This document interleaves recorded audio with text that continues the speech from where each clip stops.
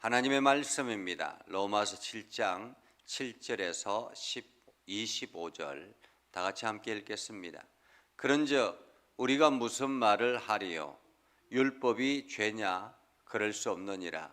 율법으로 말미암지 않고는 내가 죄를 알지 못하였으니 곧 율법이 탐내지 말라 하지 아니하였더라면 내가 탐심을 알지 못하였으리라.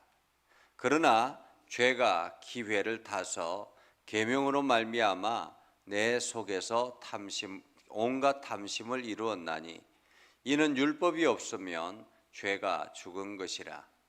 전에 율법을 깨닫지 못했을 때에는 내가 살았더니 계명이 이름에 죄는 살아나고 나는 죽었도다. 생명에 이르게 할 그 계명이 내게 대하여 도리어 사망에 이르게 하는 것이 되었도다. 죄가 기회를 타서 계명으로 말미암아 나를 속이고 그것으로 나를 죽였느니라. 이로 보건대 율법은 거룩하고 계명도 거룩하고 의로우며 선하도다. 그런즉 선한 것이 내게 사망이 되었느냐? 그럴 수 없느니라. 오직 죄가 죄로 드러나기 위하여 선한 그것으로 말미암아 나를 죽게 만들었으니 이는 계명으로 말미암아 죄로 심히 죄되게 하려 함이라. 우리가 율법은 신령한 줄 알거니와 나는 육신에 속하여 죄 아래 팔렸도다. 내가 행하는 것을 내가 알지 못하노니 곧 내가 원하는 것은 행하지 아니하고 도리어 미워하는 것을 행함이라. 만일 내가 원하지 아니하는 그것을 행하면 내가 이로써 율법이 선한 것을 시인하노니 이제는 그것을 행하는 자가 내가 아니요 내 속에 거하는 죄니라.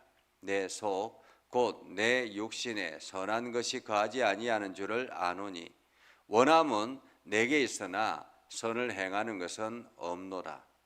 내가 원하는 바 선은 행하지 아니하고 도리어 원하지 아니하는 바 악을 행하는도다. 만일 내가 원하지 아니하는 그것을 하면 이를 행하는 자는 내가 아니요 내 속에 거하는 죄니라.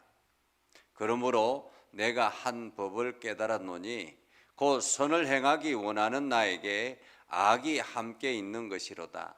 내 속사람으로는 하나님의 법을 즐거워하되 내 지체 속에서 한 다른 법이 내 마음의 법과 싸워 내 지체 속에 있는 죄의 법으로 나를 사로잡는 것을 보는도다. 오라, 나는 공고한 사람이로다. 이 사망의 몸에서 누가 나를 건져내랴. 우리 주 예수 그리스도로 말미암아 하나님께 감사하리로다. 그런즉 내 자신이 마음으로는 하나님의 법을 육신으로는 죄의 법을 섬기노라. 아멘. 오늘도 하나님의 은혜가 여러분 삶 가운데 가득하기를 바랍니다. 여러분을 통해서 하나님의 영광이 나타나기를 주님의 이름으로 축복합니다. 여러분들이 기도해 주셔서 이 세미나를 잘 다녀왔습니다. 한 400명 넘게 목사님들이 모여서 세미나를 하였는데 그 가운데서는 정말로 목회가 너무너무 힘들고 어려워서 자살하기를 마음을 먹을 정도로 힘들었다 하는 그런 분들도 있어서 참 우리가 목회자를 위해서도 많이 기도해야 되겠구나. 여러분들이 저를 위해서 기도하지만은 다른 목회자를 위해서도 많이 기도해야 되겠구나라는 생각을 하게 됐습니다. 여러분들이 늘 말씀을 선포하고 또 교회를 세워 나가려고 하는 그런 목회자를 위해서 기도 많이 해줄 수 있기를 바랍니다. 어느 철학자가 이렇게 이야기했죠. 너 자신을 알아라 라는 말이었습니다. 너 자신을 알아라. 이 철학자가 너 자신을 알아라 라고 이야기했을 때 사실 그 이야기는 본인이 만들어낸 이야기가 아니라고 합니다. 어느 비석에 쓰여져 있는 글귀를 보고 자기가 깨달아서 그렇구나, 자기 자신을 아는 것이 참 중요하구나 라는 것을 알았다라는 것입니다.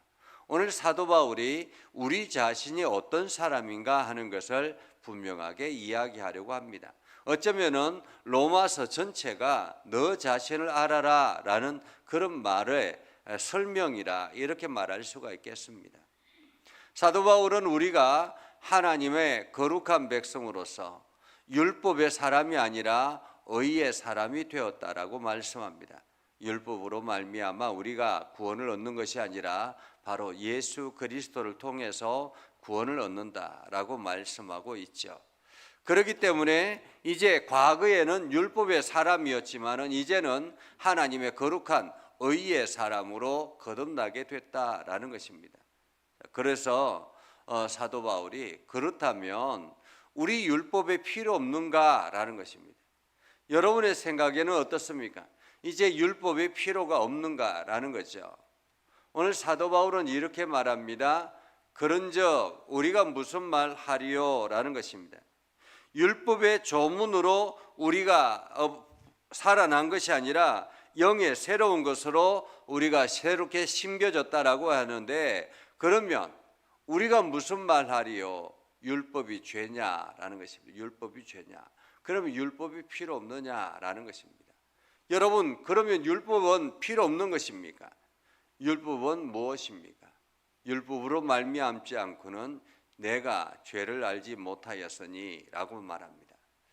제가 새벽 기도하기 전에 대략 1시간 정도 더 훨씬 일찍 일어나서 이제 몸도 이렇게 굳어져 있는 몸도 조금 풀고 그리고 또 뭐 다른 것들도 여기저기 하면서 시간을 보내는데, 이게 불을 이렇게 켜지 않고 그냥 어둑어둑한 데서 이렇게 합니다. 그래서 이제 혹시나 불을 켜면 또 가족들이 깰까봐 조심스럽게 어둑어둑한 데서 하죠.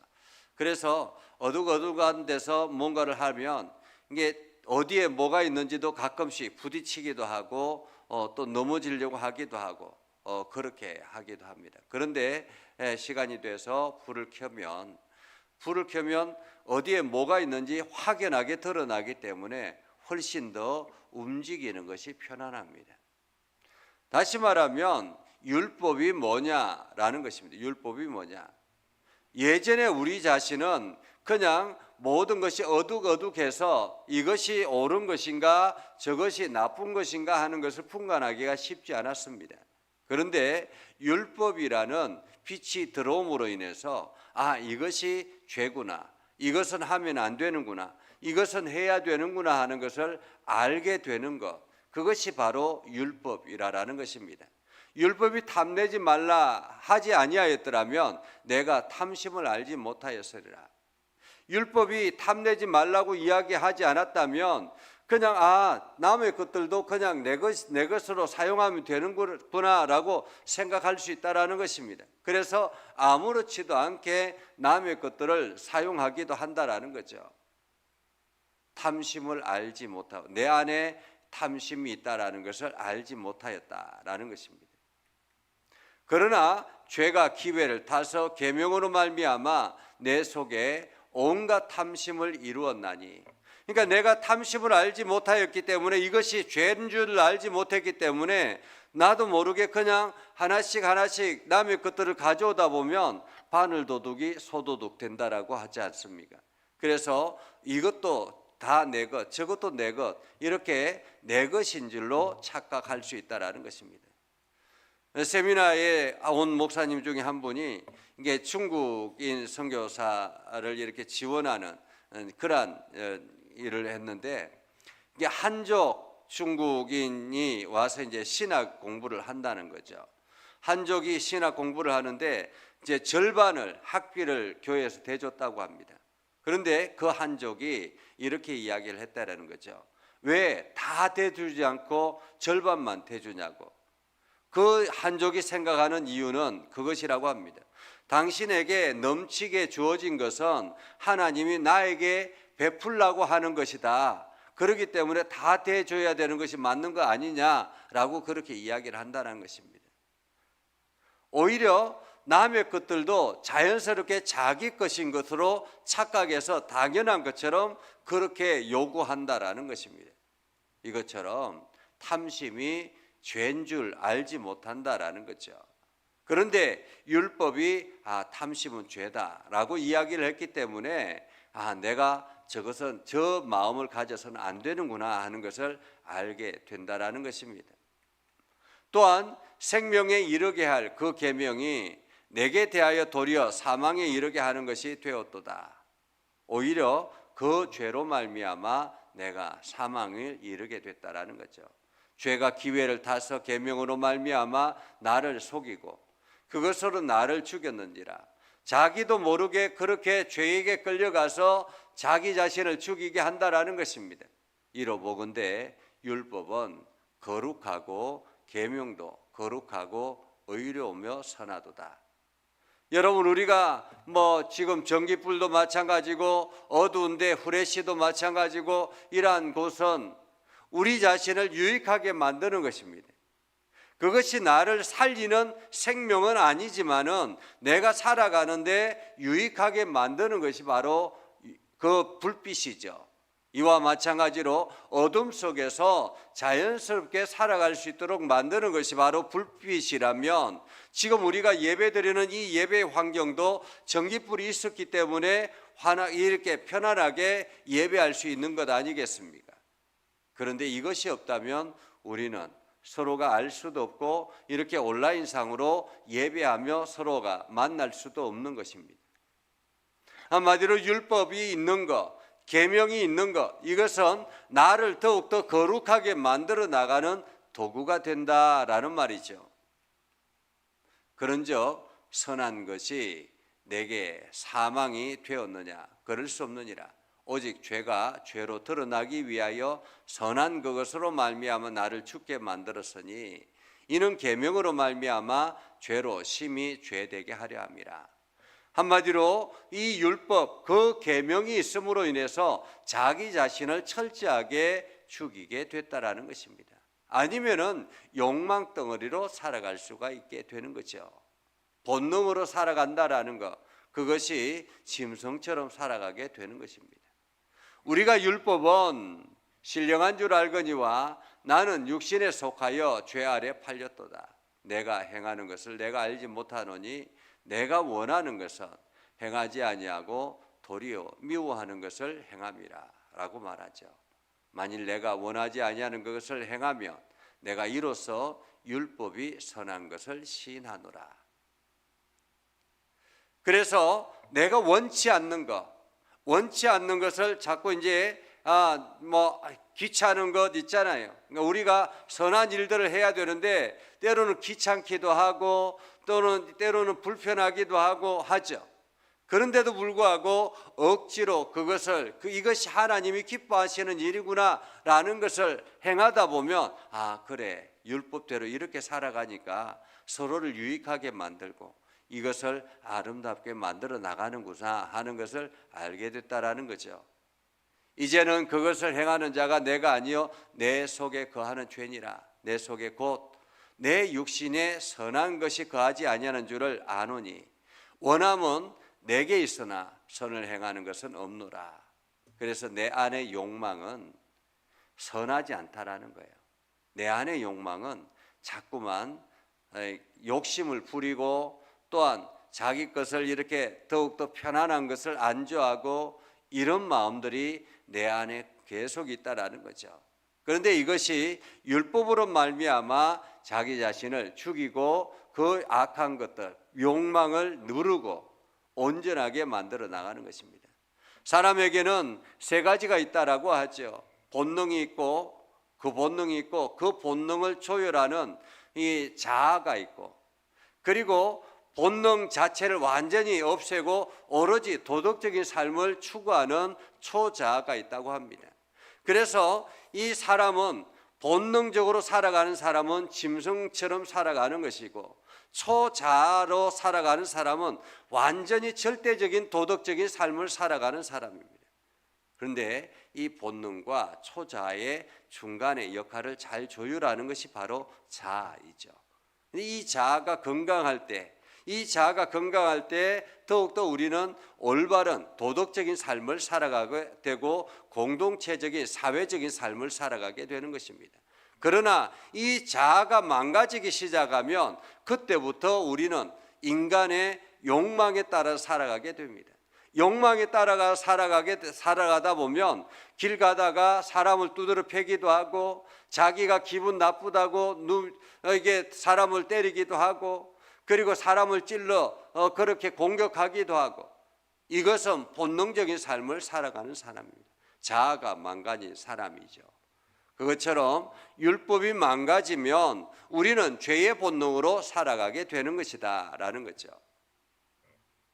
그래서 내 속 곧 내 육신에 선한 것이 거하지 아니하는 줄을 아노니 원함은 내게 있으나 선을 행하는 것은 없노라.